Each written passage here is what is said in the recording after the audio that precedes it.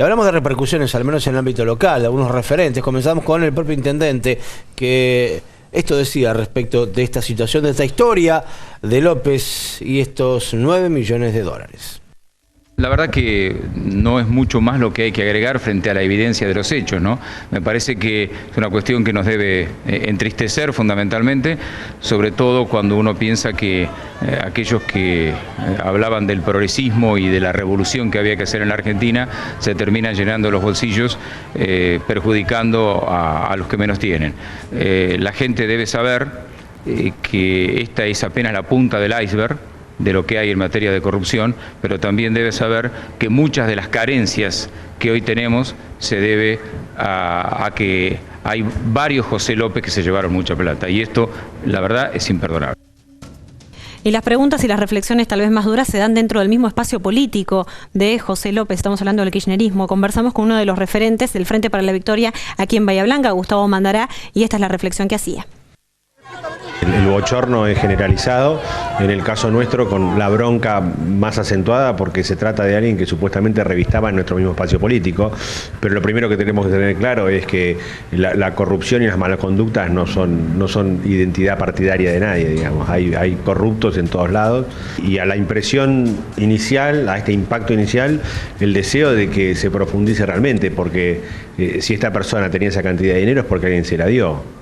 No sea cosa que termine pagando el que lo recibió y no el que se lo dio.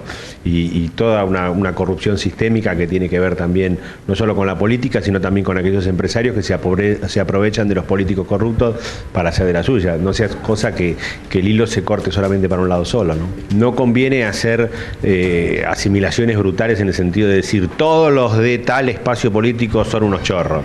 Si tengamos cuidado de que este tipo de cosas, al dolor y a la bronca que nos producen a todos, encima no nos terminen costando más caro por no poder encuadrar bien el tema, ¿no?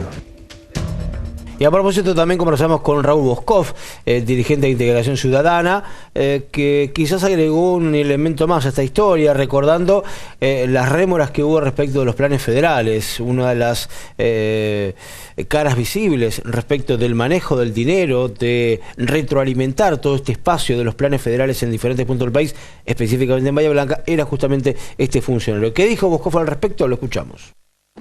Cuando se hablaba de las obras del Plan Federal, se le escuchaba mencionar a José López. Por eso, en aquellas circunstancias tan particulares de enero del 2013, donde se produce la ocupación de la vivienda de Villa Delfina y una suerte de entrega por parte de las empresas que en aquel momento llevan adelante la obra al municipio, se habló de la intervención de López. Y nosotros, con los concejales de nuestro bloque de Integración Ciudadana, planteábamos cómo podía ser que las empresas que le debían al Estado más de 9 millones de pesos por redeterminación de precios terminaron entregando la obra, cobrando poco más de 3 millones y pico, entre lo que había incluso materiales.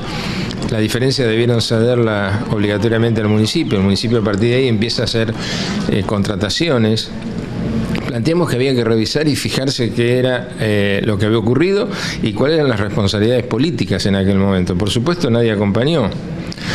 Y bueno, ahora que aparece esta cuestión, me parece que es una oportunidad. Tiene que ser un estímulo cívico estos hechos, pues si no caen en el escándalo. Bueno, fundamentalmente acá, que el intendente que debiera hacer, ordenar revisar todas las obras del Plan Federal, porque es donde puede haber intervenido justamente este área a cargo de López. Y pedir convocar a las autoridades del gobierno anterior, del área de obras públicas, que expliquen muchas cosas que seguramente van a ser interrogantes, que van a aparecer, los deberán despejar. Y también a las empresas. Las dudas están en torno a los fondos que percibieron o que no percibieron las obras encargadas del Plan Federal. Yo digo que hay que revisar todo. Y creo que, así como esta obra en particular tuvo un final para nosotros anómalo, extraño, me parece que a partir de ahí hay que mirar todas.